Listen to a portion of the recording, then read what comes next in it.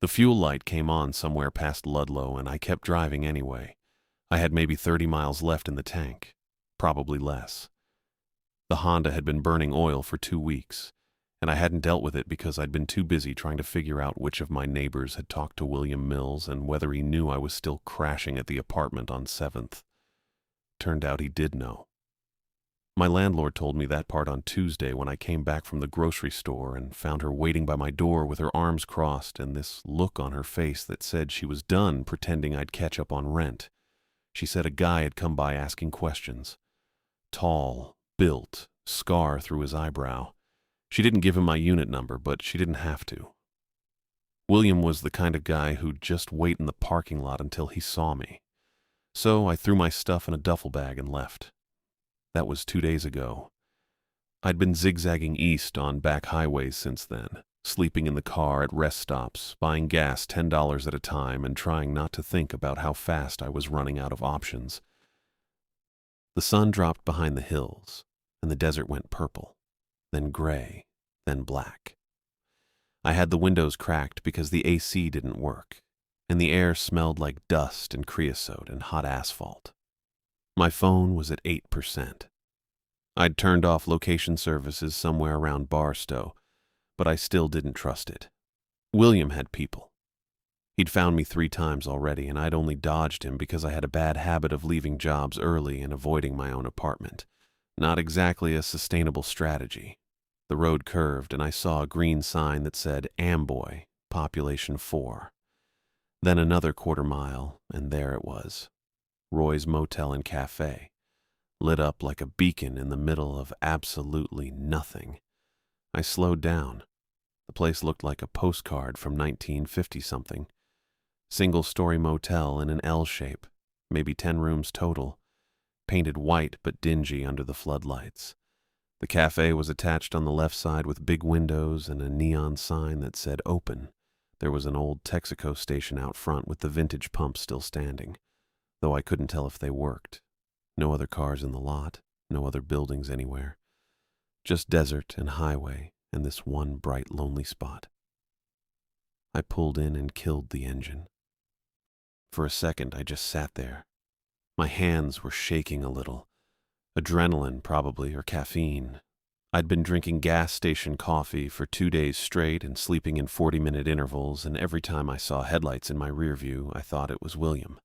I wanted empty highway. I wanted a few days where nobody could find me, where I could think for 5 minutes without looking over my shoulder. Maybe pick up some cash work, figure out my next move, disappear for a week. This place looked empty enough. I grabbed my duffel bag from the passenger seat and got out.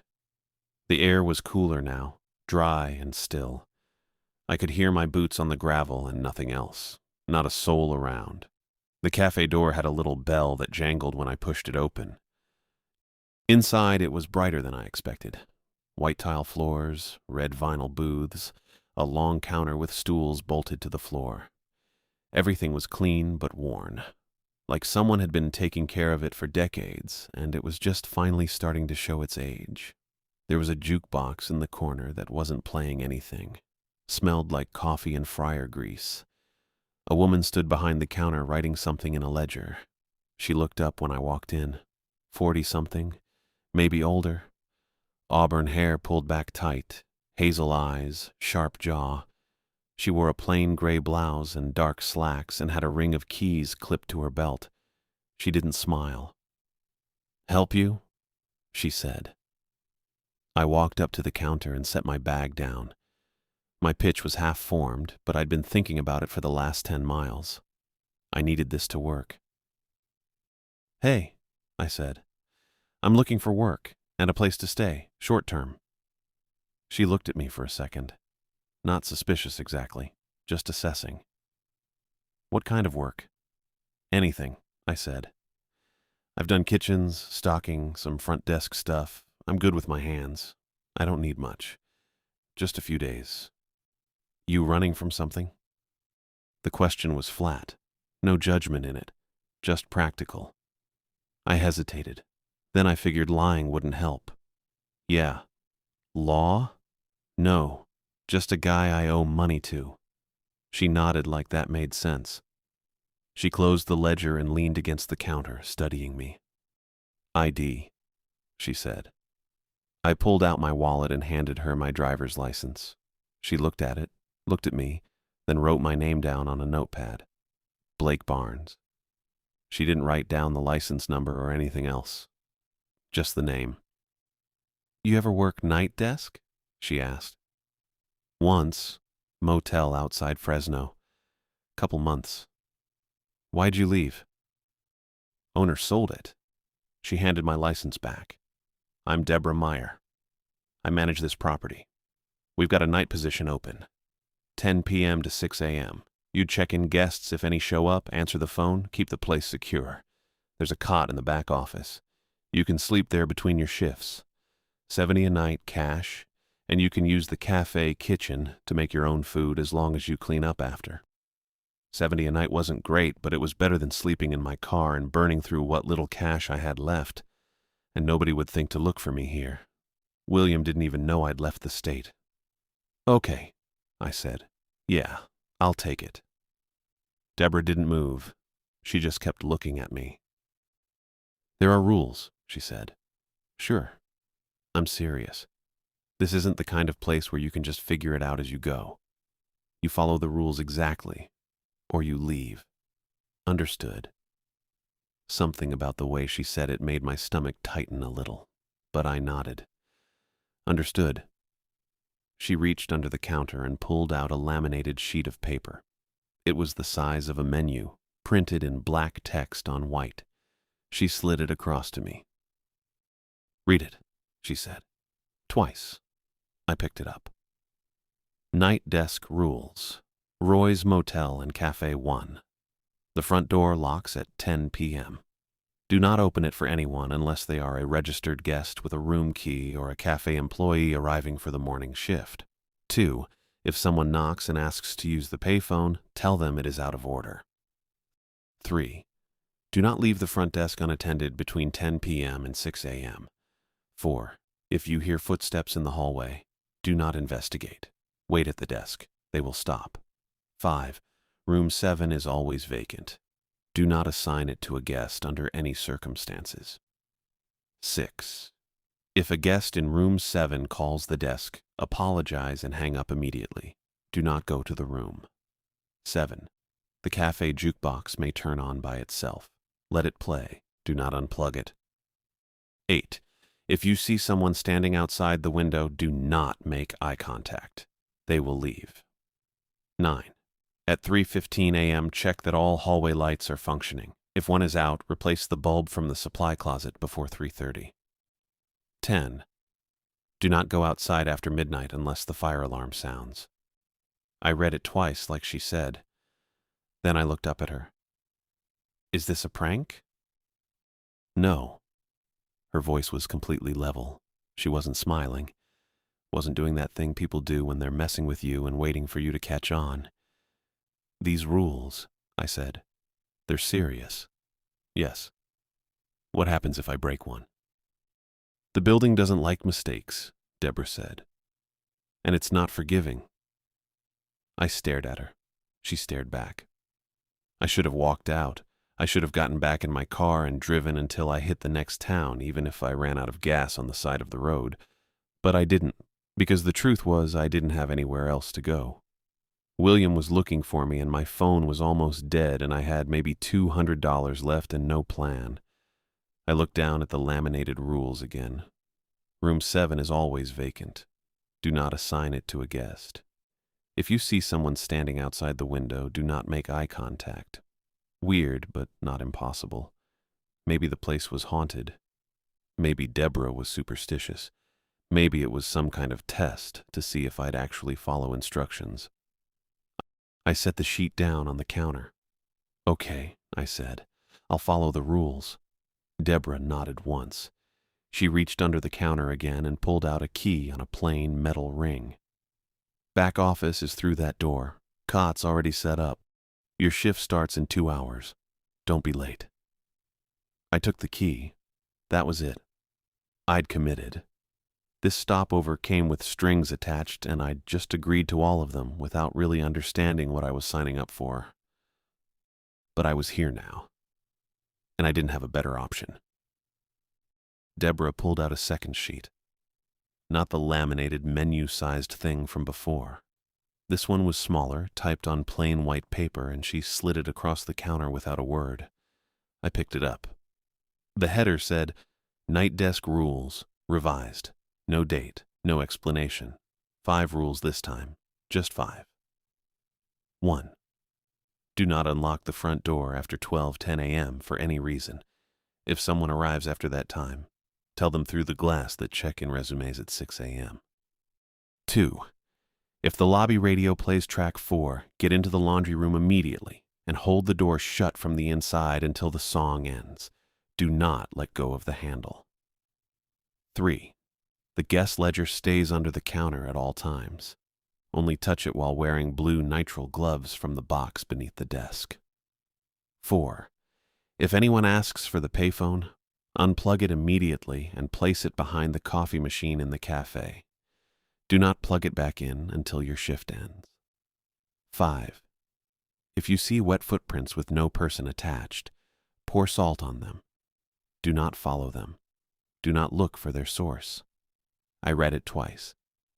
Deborah watched me the whole time, hands folded on the counter. The first set of rules felt strange. These felt different. The 10-rule sheet had that vibe of workplace guidelines someone typed up to cover liability. Weird liability, sure, but still procedural. These 5 didn't read that way. These read like survival instructions, the kind of thing you'd get before going into a structure that wasn't stable. A building inspector once told me about condemned properties where you had to follow protocols to avoid cave-ins or chemical exposure. Steps that kept you alive if you paid attention. That's what this felt like. I set the paper down. What's track 4? You'll know it when you hear it, Deborah said. And the footprints? Wet. No person. Right. I rubbed my eyes. 2 days of bad sleep were catching up. Got it. She reached across the counter. Give me your phone. I blinked. What? Your phone. Hand it over. Why? Signal behaves badly here, she said. Her tone didn't shift. Flat, matter of fact. You won't get calls out. You won't get anything useful. It'll just sit there pulling battery and making you anxious. I thought about the 8% charge. About William's number blocked, but still somewhere in my call history. About the idea of being completely cut off. I need it, I said. You don't. What if something happens? Then you handle it, Deborah said. That's the job. I hesitated. My phone was in my jacket pocket. It was dead weight at this point, basically. But it was still mine. Still the last thread connecting me to anything outside this place. She waited. I pulled it out. The screen was black. I set it on the counter. Deborah took it, walked to the far end of the counter and opened a drawer I hadn't noticed before. She placed the phone inside, then pulled out a small key and locked it. The key went onto her key ring with a faint metallic click. You'll get it back when you leave, she said. When's that? Whenever you decide to go. She didn't say if, she said when. I noticed that. Deborah reached under the counter again and came up with 3 things. She set them on the surface between us one at a time. First, a key ring with 2 keys. One looked like a standard office door key. The other was smaller, brass, old. Second, a cardboard box about the size of a shoebox. I could see through the half-open flap, blue nitrile gloves, the kind you'd get at a hardware store or a lab supply place. Maybe 100 of them. Third, a roll of salt. Not a normal container. This was the kind of bag you'd use for a water softener or for icing a driveway. 25 pounds, maybe. It had been opened and rolled shut with a binder clip. Keys are for the office and the laundry room, Deborah said, tapping the ring. Gloves are under the desk. Use them when you handle the ledger. Salt stays behind the desk, too. You'll need it if you see the footprints. I stared at the salt. How often do I see footprints?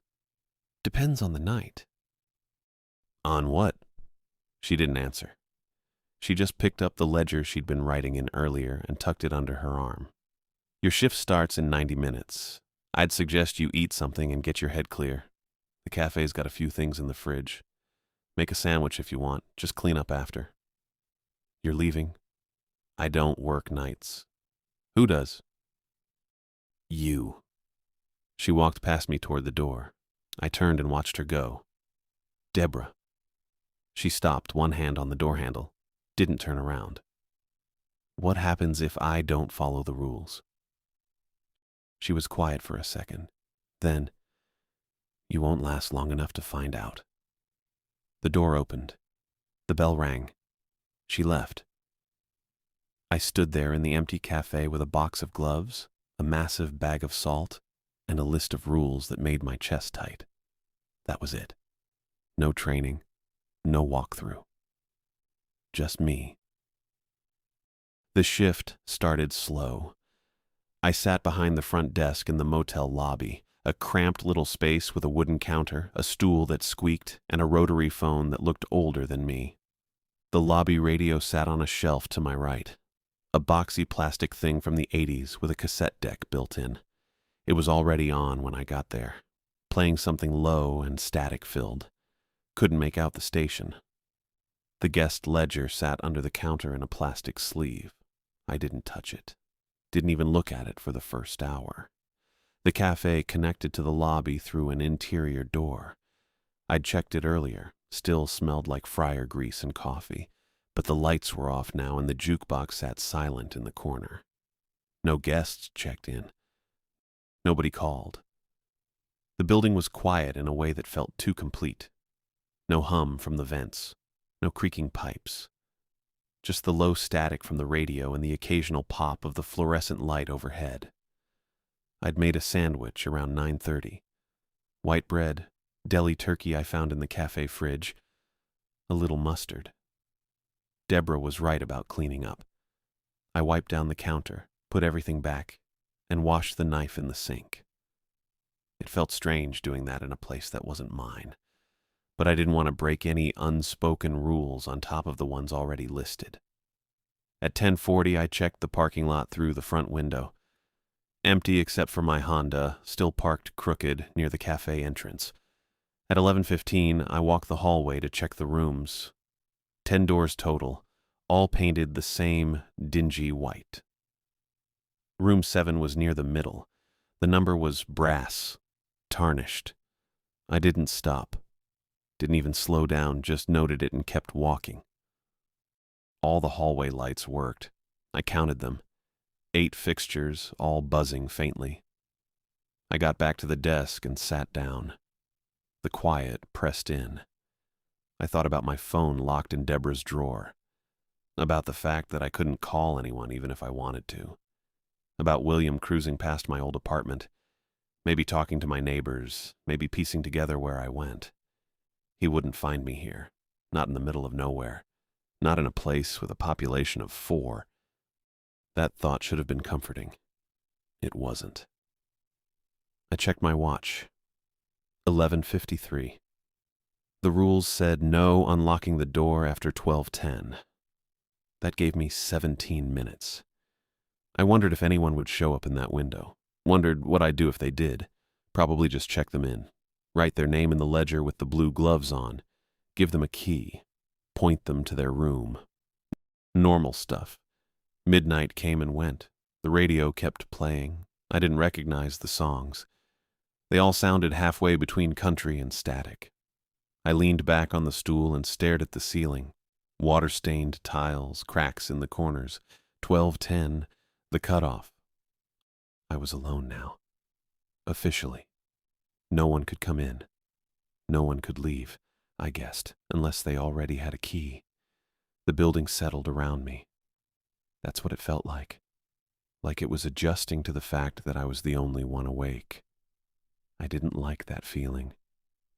At 12:15, I got up and checked the hallway again. Same as before. Quiet. Empty. All the lights still working. I went back to the desk and sat down. 12:20, 12:30, 12:45. Nothing happened. I started thinking maybe this job was just boring. Maybe the rules were weird, but the actual work was just sitting here doing nothing for 8 hours. I could handle that. I'd done worse. Then, at 12:06, headlights swept across the front window. I sat up. A truck pulled into the lot. Older model, pickup, dark paint, maybe blue or black. Hard to tell under the floodlights. It stopped right in front of the lobby. Engine cut off. I watched. The driver's side door opened. A man got out. Tall, broad shoulders. Wore a denim jacket and jeans.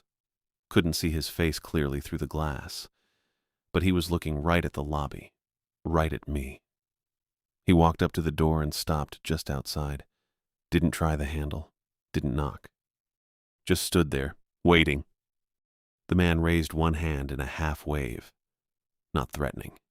Just casual. "Hey there," he said through the glass. His voice came muffled, but clear enough. "Name's Braden Murphy. I'm with Desert Star Roadside Assistance, out of 29 Palms." I didn't say anything. He gestured back toward his truck. "Dispatch won't pick up. Radio's dead. Phone's got no signal out here. I just need to use your payphone for a minute. Call in my location. Let them know I'm off route." Made sense. Totally reasonable request. The kind of thing you'd help someone with without thinking twice. My hand moved toward the desk drawer where I'd seen Deborah pull the door key earlier. Then I stopped. Rule 2. Anyone asks to use the payphone, tell them it's out of order. Revised Rule 4. If anyone asks for the payphone, unplug it and put it behind the coffee machine in the cafe. I pulled my hand back. "Payphone's out of order," I said, loud enough to carry through the door. Braden nodded slowly. Patient. I figured it might be. Old place like this. But if I could just try it, maybe jiggle the coin return or something. I've gotten plenty of dead phones working before. "Can't help you," I said. He tilted his head. Still calm. Still reasonable. "Look, I get it. Late night, stranger at the door. I'm not asking you to let me in. Just bring the phone to the window here. Let me see if I can work with it through the glass. Won't take a minute." I should have just said no again. Stayed at the desk. Instead, I stood up and walked into the cafe through the connecting door. The payphone hung on the wall near the restrooms. Old rotary style. Beige plastic, yellowed with age. The cord ran down to the baseboard. I grabbed the receiver and pulled. The whole unit came off the wall mount easier than I expected. Weighed maybe 5 pounds. The cord was still plugged into the wall jack. I crouched down and yanked the plug out. "Hey, appreciate it," Braden called from the lobby. His voice carried through the open connecting door. "Just bring it to the glass. I'll take a look." I didn't answer. I walked to the counter and shoved the payphone behind the coffee machine, wedging it between the machine and the wall. The coiled handset cord tangled up, but I pushed the whole mess out of sight. My hands were shaking a little. From the adrenaline, probably. Or because some part of me knew this wasn't a normal interaction. I walked back to the lobby. Braden was still standing outside the door. Same spot, same patient expression. "Where'd the phone go?" he asked. Not angry, just curious. "Told you it's out of order." "Right, but I could still take a look at it. I've fixed plenty of equipment in the field. It's kind of what I do." "Can't help you," I said again. He nodded, took a breath, let it out slow. "Okay," he said. "I get it. You've got rules. Night shift rules, probably. Don't let anyone in, don't help strangers, all that. Makes sense. But here's the thing. I've been driving for 11 hours. Dispatch is supposed to check in every 4. I'm overdue. They're going to send someone looking for me, and when they can't find me, they're going to assume the worst. All I need is one phone call. 30 seconds, then I'm gone." I stayed quiet. "You seem like a decent guy," Braden continued. "You've got that look, like you've been on the other side of a locked door before, needing help. I'm just asking for the same thing you'd want someone to give you. That part got to me, because he was right. I'd been that person. 2 days ago, actually, asking my landlord for 1 more week. But Deborah's voice was in my head. You won't last long enough to find out. Can't help you, I said for the 3rd time. Braden's expression didn't change. He just kept looking at me through the glass. His pale blue eyes steady, not blinking much. Bring me the phone, he said, still calm, still even. No. Just bring it to the window. No. The lobby radio clicked. Not a sound I'd heard it make before. All night it had been playing low static and occasional country songs, but this was different. A mechanical click, like someone changing the station manually. I looked over at it. The dial hadn't moved, but the sound coming out had changed. Silence now. Complete silence. Then another click. And the song started. Slow. A country waltz, guitar, and fiddle. But the drum beat was wrong. Came in half a second late, then rushed to catch up, then fell behind again, like a heartbeat skipping. Track 4. I moved, didn't think about it. Just turned and ran through the cafe toward the back hallway. The laundry room was the 3rd door on the left. Deborah had shown me during the tour I hadn't gotten. I grabbed the small brass key from my pocket, almost dropped it, got it into the lock and twisted. The door opened into darkness. I slapped the wall until I found the light switch and a single bulb came on overhead. Washing machines along one wall, industrial dryer, wire shelving with folded linens, concrete floor, smell of detergent and rust. I yanked the door shut and braced my shoulder against it. The waltz kept playing. Clearer now, even through the walls. The fiddle sounded sharp, too high-pitched. The guitar underneath was deep enough that I could feel it in my chest. Then Braden's voice started. Not from outside the building anymore. From right on the other side of the laundry room door. I'm going to peel the skin off your hands first, he said. Same calm, measured tone he'd used to ask about the payphone. Start at the wrists, work my way down to the fingertips. It comes off easier than you'd think if you use a thin enough blade. Then I'll move to your face. The eyelids are delicate, so those go quick. The cheeks take longer. You'll still be conscious for most of it. That's the important part. You need to be awake. The door shuddered. Something heavy slammed into it from the lobby side. The frame rattled. I pushed harder with my shoulder, planted my feet. Another slam. The hinges groaned. I'll use a vegetable peeler for the thin strips, Braden continued, voice unchanged. Clinical, like he was reading from a manual. A potato peeler works too, but the blade's not as sharp. For the larger sections, I prefer a fillet knife. 6-inch blade, flexible. You can get it right under the dermis if you angle it correctly. The door shook again. Harder this time. My shoulder flared with pain where it pressed against the wood. I leaned my full weight into it. 170 pounds wasn't much, but it was all I had. The waltz kept playing. The crooked drum beat stuttered and caught, stuttered and caught. Your fingernails will come off with pliers, Braden said. That's more for efficiency than anything else. Saves time. Then I'll start on the webbing between your fingers. That's sensitive. You'll feel everything. Slam. The whole frame jumped. I thought I heard wood crack, but the door held. My hands were slipping on the painted surface. Sweat or something else. I couldn't tell.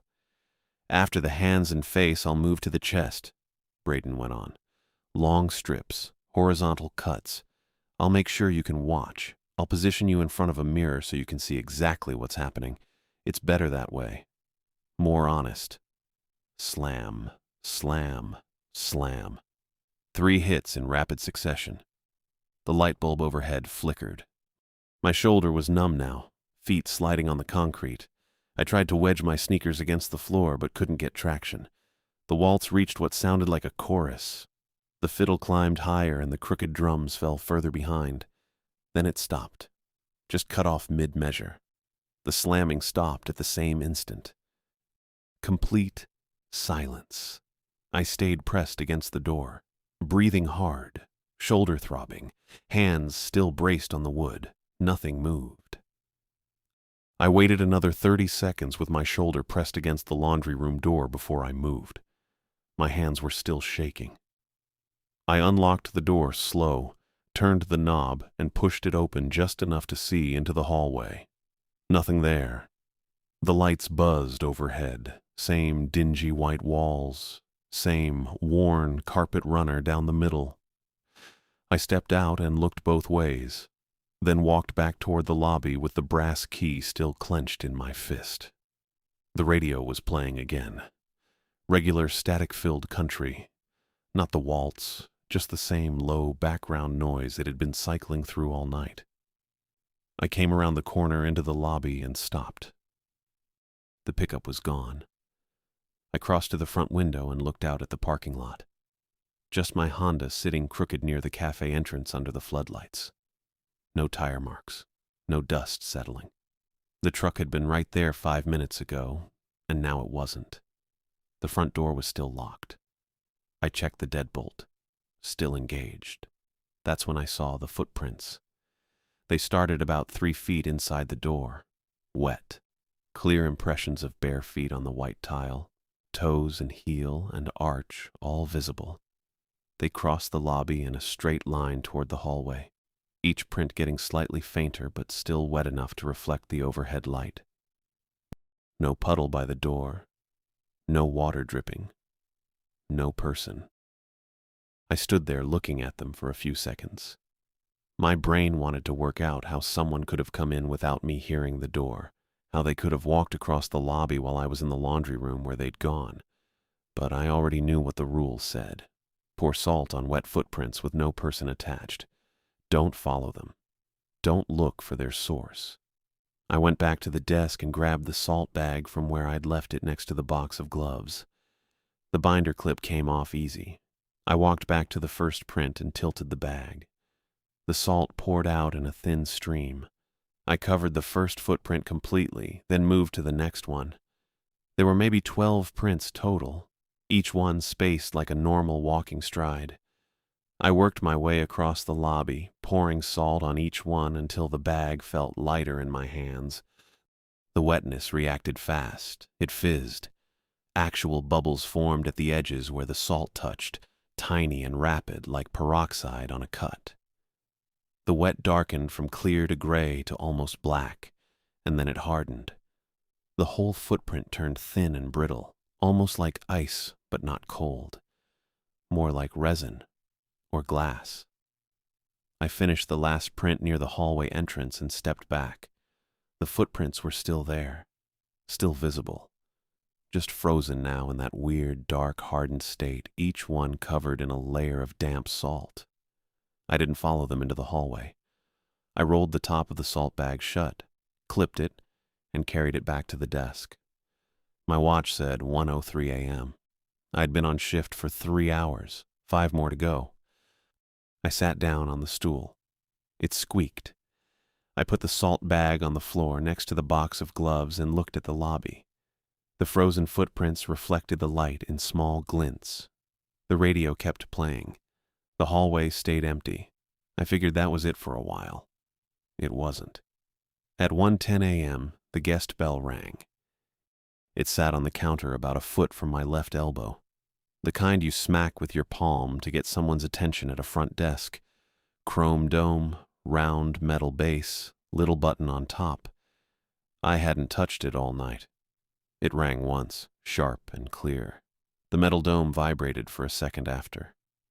I looked at it, looked at the lobby, looked at the front door. Nobody there. The door was still locked. The parking lot was still empty through the window. No movement in the hallway. The bell just sat there on the counter doing nothing. I didn't touch it. At 1:20 a.m., it rang again. Same sharp sound, same vibration. I watched it the whole time and the button didn't move. It just rang anyway. My shoulders were still sore from bracing the laundry room door and my hands felt stiff. I kept them flat on the counter and waited. The bell stopped vibrating. The lobby stayed quiet except for the radio. At 1:23 a.m., the payphone buzzed. I heard it from the cafe, a low, rattling buzz like an old alarm clock. It came from behind the coffee machine where I'd wedged the unit after pulling it off the wall. The cord wasn't plugged in. I'd unplugged it myself. There was no power going to it. It buzzed again. Longer this time. I could hear the mechanical rattle of the ringer inside the housing. My hand moved toward my pocket. Pure reflex.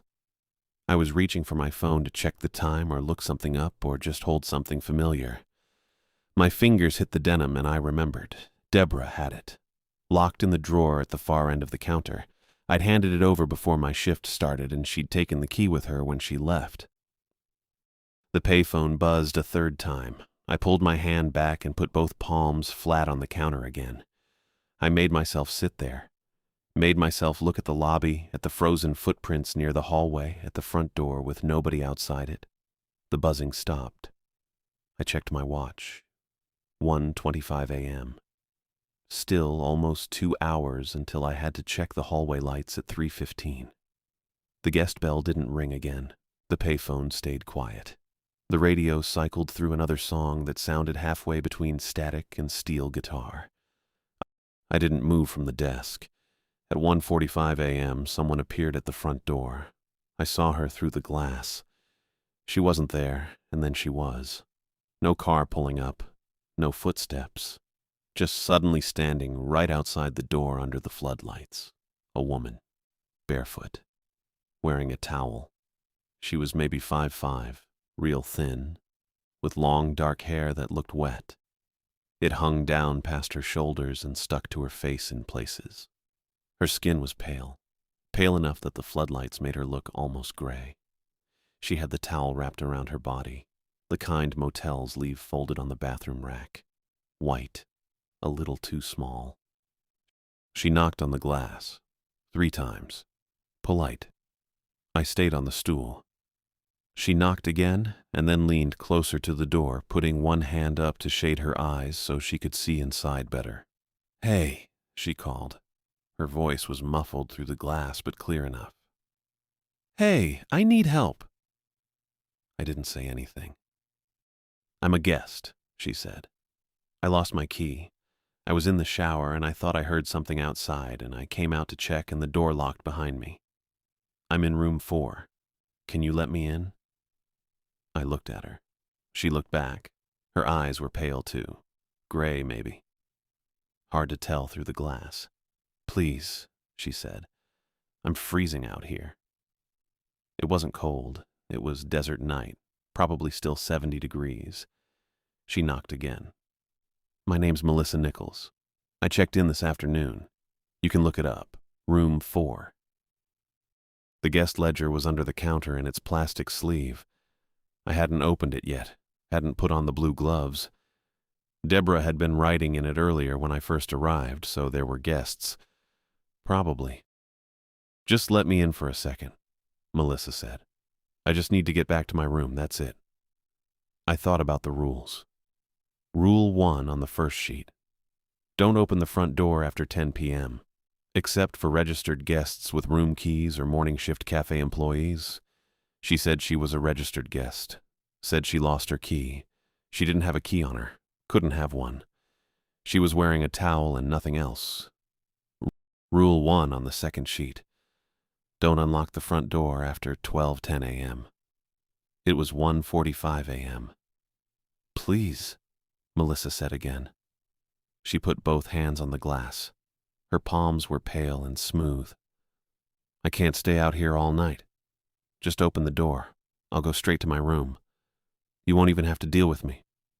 I sat there looking at her. She looked back. The rules said don't open the door after 12:10. They didn't say anything about guests locked out. Didn't say anything about exceptions. Just said don't unlock it. But Rule 1 on the first sheet said registered guests with room keys were allowed in after 10 p.m. So guests were supposed to be able to come in. If she was a guest. If she really lost her key. Melissa's expression changed. Less pleading. A little harder. "You gonna help me or not?" she said. I didn't move. She stared at me through the glass. I stared back. "Fine," she said. "Get the ledger. Check if I'm in there. Melissa Nichols, room 4. Then let me in." The ledger was right under the counter. The gloves were in the box next to the salt. I could check, could put the gloves on, pull out the ledger, look for her name. But it was after 12:10 a.m. "Don't unlock the front door." Melissa knocked again. Harder this time. The glass rattled in the frame. "Hey," she said. "I'm a paying guest. You can't just leave me out here." I kept looking at her. She kept looking at me. I had to decide what the rules actually meant. My hand moved toward the desk drawer. Just reflex. She looked that scared. The woman outside had both hands pressed against the glass now, not pounding, just flat there. Her shoulders were hunched up like she was cold. Her eyes kept darting to the side, toward the parking lot, then back to me. That kind of frightened you can't really fake. The kind that makes your whole body pull in on itself. I stood up from the stool. It squeaked. I took one step toward the door. She knocked again, softer this time. "Please," she said through the glass. "I think someone followed me from the shower." That stopped me. I looked past her at the parking lot. Nothing out there but my Honda and the floodlights and the empty dark beyond that. No movement, no headlights. I looked back at her. She was shivering now. The towel didn't cover much, and the night air out there probably wasn't warm. I could see goosebumps on her arms. My hand was already reaching for my pocket where I'd put the desk key after locking the door at 12:10.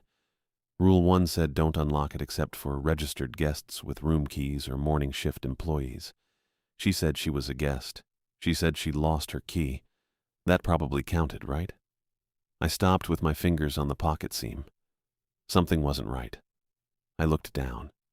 Her feet were bare on the concrete just outside the door, pale against the dark ground. Completely dry. Toes, arches, heels, all of it dry. But her hair was soaked. Dripping wet. Water running down her neck and shoulders and soaking into the top edge of the towel. I looked past her again at the parking lot. The asphalt was wet, not just damp. Wet enough to reflect the floodlights in long streaks, like it had been raining. I hadn't heard rain. Hadn't heard anything except the radio. But the lot was wet and her hair was wet and her feet were bone dry. I pulled my hand away from my pocket. That's when I saw the footprints. They started about 6 feet behind her, out near where the sidewalk met the parking lot. Wet prints on the concrete. Shoes, not bare feet. The tread pattern caught the light. Regular geometric diamonds, work boot or sneaker style. They led straight toward the door, toward where I was standing inside. I looked down at my own feet. Black sneakers, same ones I'd been wearing for 2 days straight. Worn tread on the bottom, with that same diamond pattern. The prints outside were my size, my tread. I looked back up at the woman. She was still pressed against the glass, still shivering, still looking scared. But she wasn't looking at me anymore. She was looking down, at the footprints. Another one appeared while I watched, just materialized on the concrete about a foot past the last one. Wet and fresh and perfectly clear. Nobody standing there making it. Just the print. Then another, closer to the door. They were walking toward me, copying my stride, my exact shoe. I took a step back from the door. The woman's eyes snapped up to my face. "You see them too," she said. Not a question. I didn't answer. I took another step back and hit the desk with my hip. The footprints kept coming. One every 2 seconds, maybe. Steady pace. They were about 3 feet from the door now. I held up one hand, palm out. Universal signal for stop, for wait, for I can't help you. "I can't open the door," I said, loud enough for her to hear through the glass. "Not after 12:10 a.m. It's the rules." Her expression changed, not gradually, just flipped, like switching channels. The fear went away. The shivering stopped. She straightened up and pulled her hands off the glass, leaving 2 palm prints that started to fade immediately. Her face went flat, empty. Then something else moved into it. Not anger exactly, more like irritation. Like I'd failed a test she'd expected me to pass. "Check the guest ledger," she said. Her voice was different too. Still quiet, but not scared anymore. Matter of fact, almost bored. I didn't move. "Check it," she said again. She tilted her head a little, watching me. "You'll want to see." I looked down at the desk. The ledger was still under the counter where Deborah had left it, tucked into a clear plastic sleeve. I hadn't touched it all night. Hadn't needed to. Nobody had checked in. I looked back at the woman. She smiled. Not friendly, just lips pulling back from teeth. "Go on," she said. I didn't want to, but I also wanted her to stop looking at me like that. And I wanted to know why she thought the ledger mattered. I crouched down and grabbed the box of blue nitrile gloves from next to the salt bag. My hands were still a little shaky. Took me 2 tries to pull a glove out. I got both gloves on, snapped them at the wrists, then reached under the counter. The plastic sleeve crinkled when I pulled it out. I set it on the counter and slid the ledger free. It was warm, not like it had been sitting near a heater. Warm like skin, like something alive had been holding it. I almost dropped it. Didn't. Just held it with both gloved hands and stared at the cover. Plain black binding, no title. The corners were worn soft. I opened it. The first page had lines for guest information. Name, date, room number, duration of stay. Standard stuff. But the handwriting kept changing. First entry was neat blue ink. Name, Robert Chen. Room 2, checked in March 9th. Except someone had crossed out the name. Not just a single line through it. Scratched out. Gouged through the paper with enough pressure that the pen tore straight through and left ragged edges. Second entry, different handwriting, black ink. Sarah Kulkarni. Room 6, March 15th. Crossed out the same way. The page was ripped where the pen had dug in. Third entry, pencil. Marcus. Couldn't read the last name because it was obliterated. Room 3. The crossing out had torn a hole the size of a dime. I flipped the page. More of the same. Different names, different hands. All of them destroyed. Some pages had 4 or 5 entries. Some had just 1. Every single name was crossed out with that same violent pressure. I kept flipping. The entries got more recent. Dates from last month, last week, 3 days ago. Then I got to the last page with writing on it. The newest entry was in blue ink, neat block letters, very precise. It said, Blake Barnes, room 4, indefinite stay. I read it twice.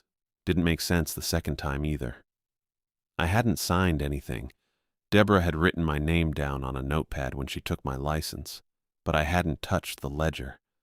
Hadn't even known it existed until she mentioned the rules about wearing gloves. But there it was. My name. Room 4.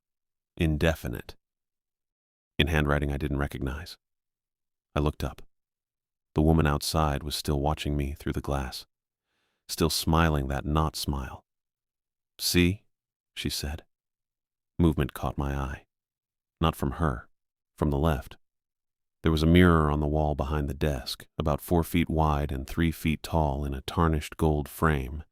I'd noticed it earlier, but hadn't really looked at it. Just part of the lobby furniture. I looked at it now. I could see the back of my own head and shoulders. The desk in front of me, the lobby behind me stretching back toward the hallway, and the woman, standing inside, behind me, maybe 3 feet back, too close, way too close. But the position was wrong. In the mirror, she was off to my right, almost at the hallway entrance.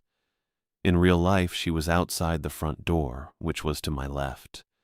I could see her face in the reflection. She wasn't smiling anymore. Her mouth was open a little and her eyes were too wide. Her head was tilted at an angle that didn't look right. Too far, like her neck was broken. I spun around. The lobby was empty. Nobody behind me. Nobody by the hallway. Just the frozen footprints near the entrance, the radio on its shelf, the front door with its deadbolt still engaged. I turned back to the door. She was still outside, still standing there in her towel with her wet hair and dry feet, still watching me. She raised one hand and pressed it against the glass, held it there, waiting. At 2:05 a.m. the radio clicked, not the same click as before, different, sharper, like someone flipped a switch with purpose. The static cut out completely, just silence for maybe 3 seconds. Then it came back as this low hum, steady and deep, vibrating through the shelf and into the counter. I felt it in my jaw first, then my teeth. That ache you get when you're on a plane and the pressure won't equalize, except it kept building. I reached up and pressed my hand against my jaw. Didn't help. The hum stayed consistent, no variation, just that one note drilling into my skull. I stood up from the stool, which squeaked, and looked at the radio. The dial hadn't moved. The volume knob was in the same position it had been all night, but the sound kept going, and my molars were starting to hurt for real. I thought about unplugging it. Rule 7 said, let the jukebox play. Don't unplug it. Nothing about the radio. But Deborah had left it on when she'd gone, and I figured that meant something. I sat back down, put my hands flat on the counter, and tried to ignore the ache spreading up into my temples. That's when I saw the first footprint. In the hallway, right at the far end where it turned toward the back rooms. Wet, barefoot, just appeared on the carpet runner, darker than the rest of the dingy fabric. I leaned forward, squinting. Another print formed, right in front of the first one. Normal stride, like someone walking. Nobody there. Just the print appearing, wet and clear, toes and arch and heel. Then another, closer. I stood up fast enough that the stool scraped backward and nearly tipped. The hum from the radio got louder for a second, or maybe I just noticed it more because my heart was hammering and my teeth felt like they were vibrating.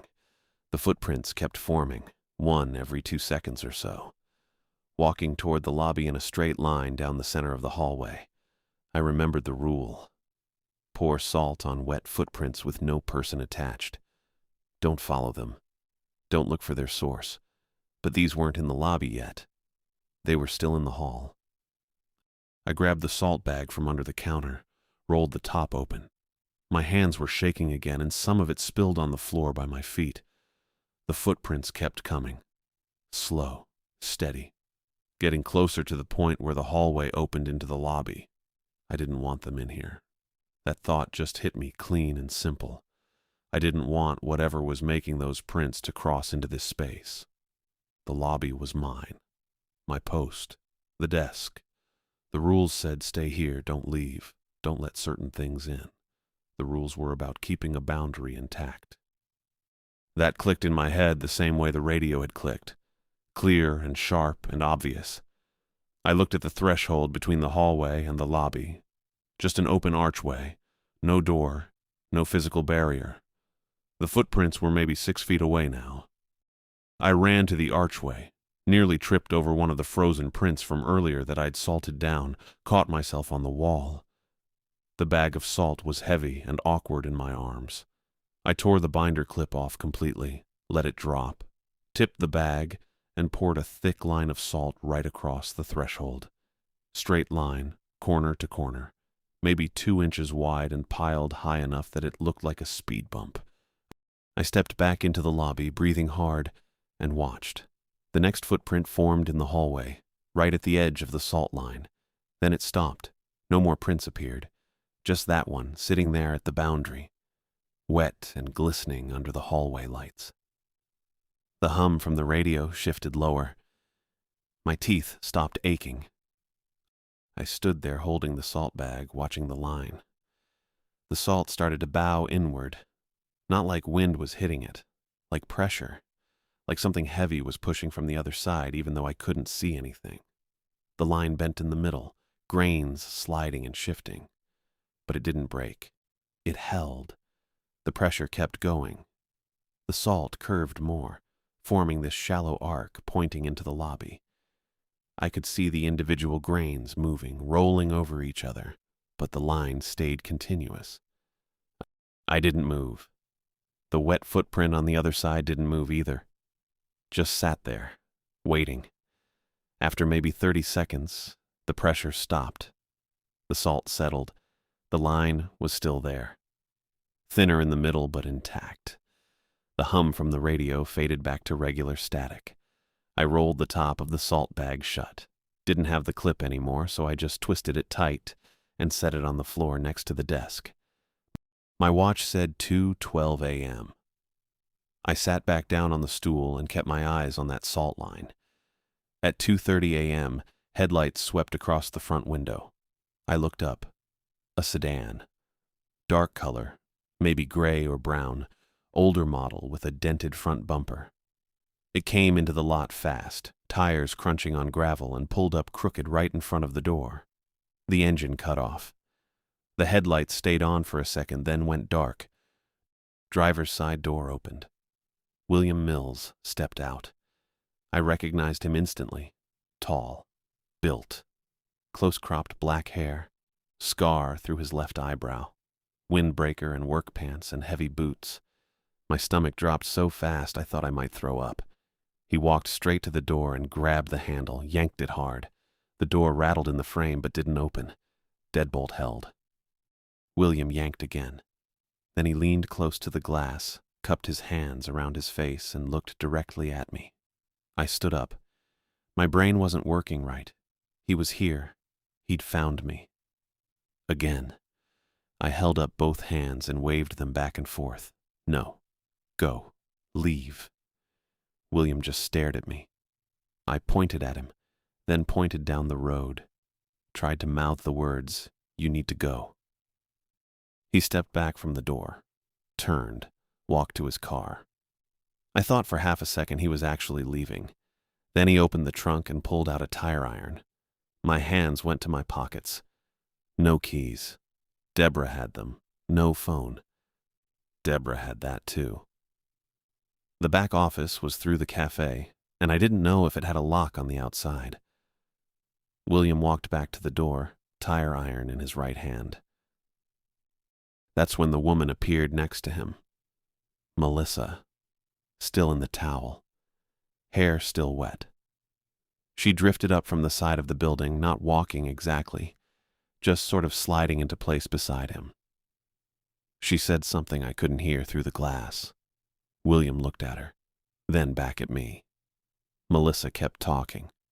Her mouth moved. Her hand reached out and touched his arm. William looked down at her hand, then at the door. He raised the tire iron. I backed up, hit the desk, grabbed the edge of it with both hands. Melissa smiled. William swung. The glass exploded inward with this huge crashing sound that filled the whole lobby, shards spraying across the tile and the desk and hitting my arms. I threw my hands up over my face. When I looked again, there was a jagged hole in the door big enough for an arm. William reached through, fingers stretching toward the deadbolt. The lock turned. Click. The door swung open. Melissa moved first. Not walking. Not floating. Something worse. Her body stretched, elongated like someone was pulling her from both ends, and her limbs bent wrong, too many joints, and her face stayed perfectly still with that smile locked in place. She rushed through the door, not alone.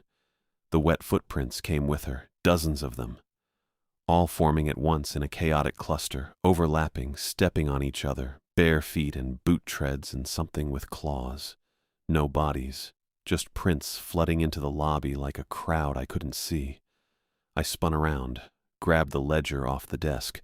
The nitrile gloves were still on my hands from before, damp with sweat but intact. I flipped the ledger open to the last page. My name, Blake Barnes, room 4, indefinite stay. I pulled a pen from the cup on the desk, scratched through my name, hard, The ink tore through the paper. William was coming through the door now, tire iron still in his hand, eyes locked on me. I wrote as fast as I could, William Mills. Room 4. The ink bled into the paper, not spreading like a stain, sinking, like the page was drinking it. William lunged. He hit the salt line at the threshold. Not the one I'd poured for the hallway. That one was still there. This was the frozen prints from earlier, the ones I'd salted down when they'd first appeared, scattered across the lobby floor between the door and the desk. His boot came down on one. The hardened resin cracked under his weight. I grabbed the big salt bag, tore it open completely, and dumped it onto his boots and the clustered prints swarming around his feet. The reaction was instant, hissing, loud, like water hitting a hot pan. The wet footprints started bubbling where the salt touched them, fizzing and darkening, but they didn't harden this time. They moved. The wetness climbed up William's boots, spreading over the leather, crawling up toward his ankles. William looked down, tried to step back. He couldn't. His boots were stuck to the floor, held in place by the massive prints beneath him, and the wetness kept rising. It wrapped around his calves like something liquid and alive, black and glistening under the overhead lights. He swung the tire iron at me, missed by a foot. His balance was off. Then he started sliding backward, not toward the door, toward the hallway. His boots scraped across the tile, dragging through the glass shards and the spilled salt, leaving 2 long streaks. He grabbed at the desk with his free hand, missed, grabbed at the door frame. His fingers caught the edge for a second. The wetness pulled harder. His hand slipped. He went backward fast, boots skidding, arms pinwheeling, and he hit the salt line at the hallway threshold. It didn't stop him. He crossed it, and the wet footprints swarmed after him, flooding into the hall in this dense, chaotic mass. The wetness was up to his knees now, climbing higher, and he was yelling something I couldn't make out over the hissing. Melissa was still in the lobby, standing near the broken door, watching.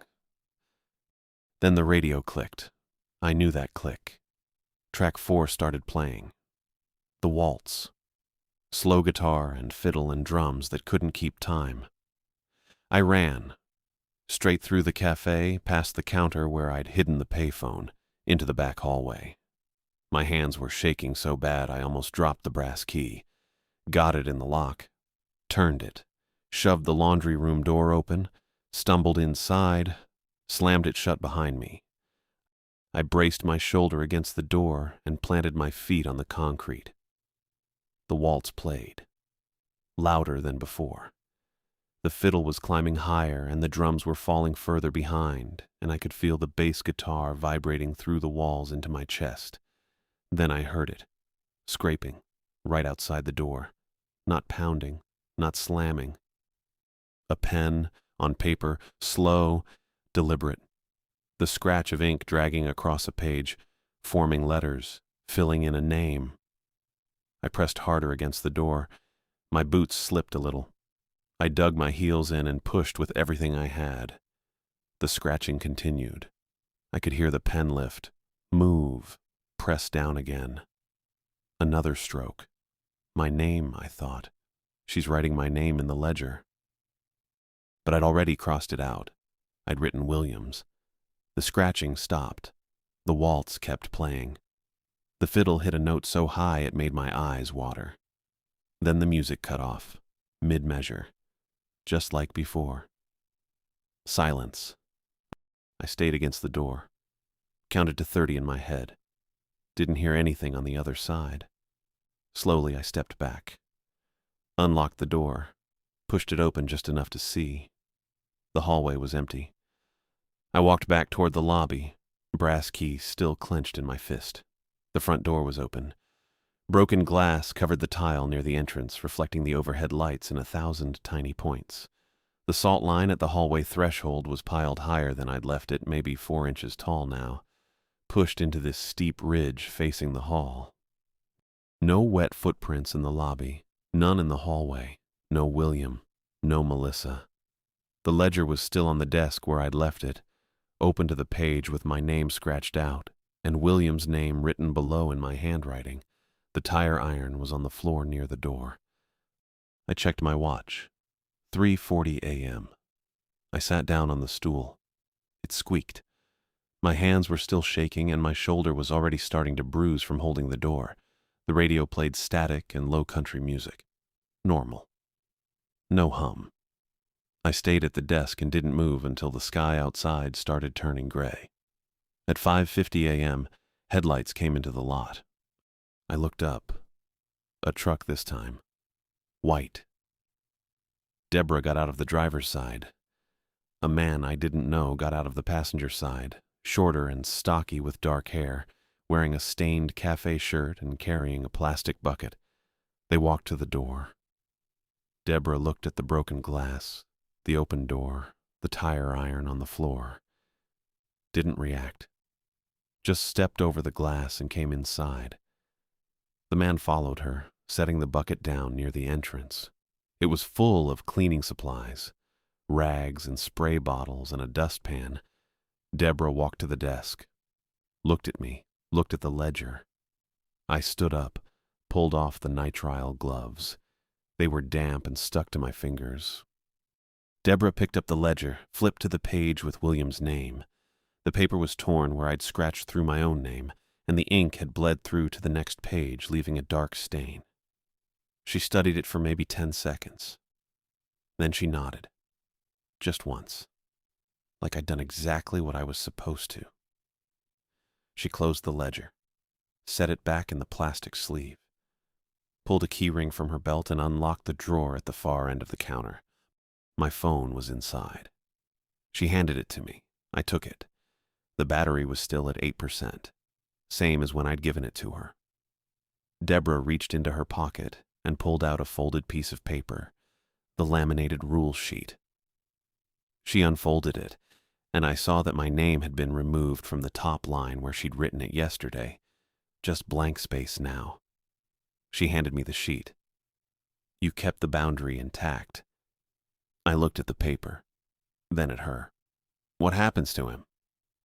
Room 4 had a vacancy. Her voice was flat, matter of fact. Now it doesn't. The man with the bucket started sweeping up glass. The sound of the bristles on tile was loud in the quiet lobby. The book's balanced, Deborah said. Place will reset by noon. She pulled a set of car keys from her other pocket. Mine. I recognized the Honda keychain. Filled your tank, she said. You're clear to go. I took the keys. My hands were still shaking a little. Deborah walked past me toward the cafe, stopped at the threshold, looked back. You did good, she said. Most people don't make it through the first night. Then she kept walking. The man kept sweeping. I stood there holding my phone and my keys and the rules sheet with my name erased. I walked out through the broken door. The sun was just starting to come up over the desert, turning the sky pale orange and pink. My Honda was right where I'd left it, still parked crooked near the cafe entrance. I got in, started the engine. It turned over smooth. The gas gauge showed full. I pulled out of the lot and headed west toward Ludlow. Didn't look back at Roy's in the rear view. Didn't want to see if the door looked whole again or if the neon was still steady. Just drove. The sky got lighter. The road stretched out empty in front of me. I had both hands on the wheel and my phone charging in the cup holder and nowhere I needed to be. My palms were itching. I looked down at a red light just outside Ludlow, faint outlines on my skin, like wet footprints. Toes and arch and heel pressed into my palms in pale gray marks. I watched them while the light stayed red. The marks faded, dried back into normal skin, just my hands, nothing else. The light turned green. I kept driving.